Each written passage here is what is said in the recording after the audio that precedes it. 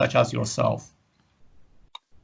Well, I think the most important thing, apart from having the motivation and the desire, is to allow yourself to be puzzled.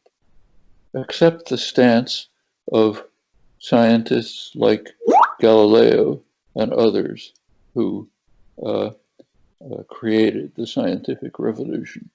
As I said, the most difficult step that they took was to take what seems obvious, like the cup falls and the steam rises, and to say, wait a minute, that's not obvious at all.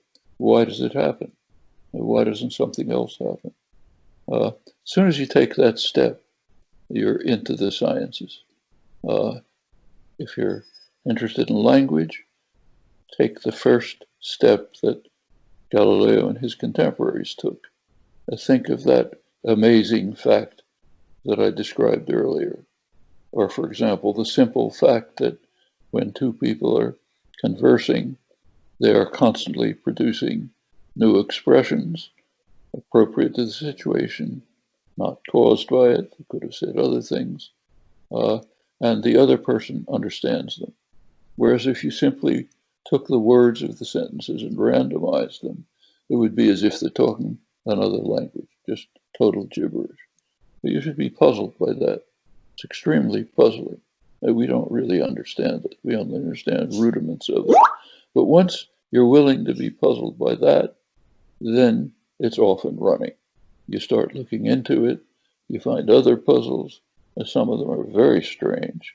So let me just mention one, which nobody even noticed until 30 or 40 years ago, though it's a ubiquitous property of language and a very strange one. It's the property called structure dependence. So take a simple sentence like this. The man who fixed the car carefully packed his tools. Okay. Notice that the sentence is ambiguous. It could mean he fixed the car carefully, or he carefully packed his tools. Okay, the man who fixed the car carefully picked his tools. Either interpretation. Now put carefully in front of the sentence. Carefully, the man who fixed the car packed his tools. It's unambiguous, which is surprising to begin with, but the nature of the interpretation is even more surprising. The word carefully is an adverb is going to be associated with a verb, but it doesn't get associated with the closest verb. It gets associated with the most remote verb. Carefully, the man who fixed the car packed his tools. It's not carefully fixed, it's carefully packed. Now, if you think about it, that's very surprising. The simplest computational operation would take the sentence, see the word carefully, look for the first verb that you find, associate carefully with it. But we don't do that. We look for the more remote one. Furthermore, infants do this at about 30 months old, less than 3 years old. They all do this. And furthermore, it is uniform for all constructions in all languages. And it's very strange because it means the infant is disregarding 100% of what it hears, namely linear order, and paying attention only to something it never hears. What it's paying attention to is structural proximity. So if you take that sentence and you put brackets around the phrases, so the man who fixed the car is one phrase, then comes packed his tools. Packed is closer to carefully structurally than fixed is. Fixed is deeply embedded inside the structure. Fixed is not. So what the infant is doing is ignoring 100% of what it hears and paying attention to something it never hears. Structure. Can't hear that. It's not in the sentence. And that is done for all constructions in all languages, obviously without instruction. Nobody is instructed without learning. You have no evidence for it. It's just part of our nature. Well, very puzzling. How can that be? That now you're into real contemporary linguistics.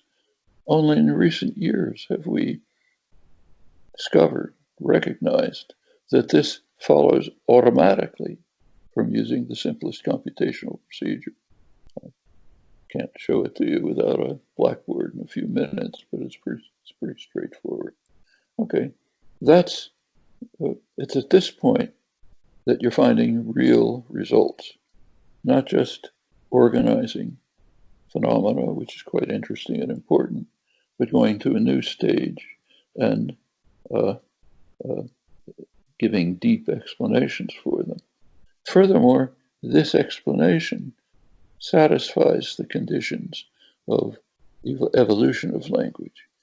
It's based on the simplest computational procedure, the one that nature would have picked as soon as the capacity to compute without bounds arose in the human species.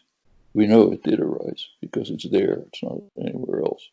And this says if you pick the simplest way of doing it, the way that nature would of course picked, you get results like this. As you proceed in this way, you really are entering new territory. Now, going back to your question, what's your advice to young linguists? Be puzzled. Be puzzled by what looks obvious.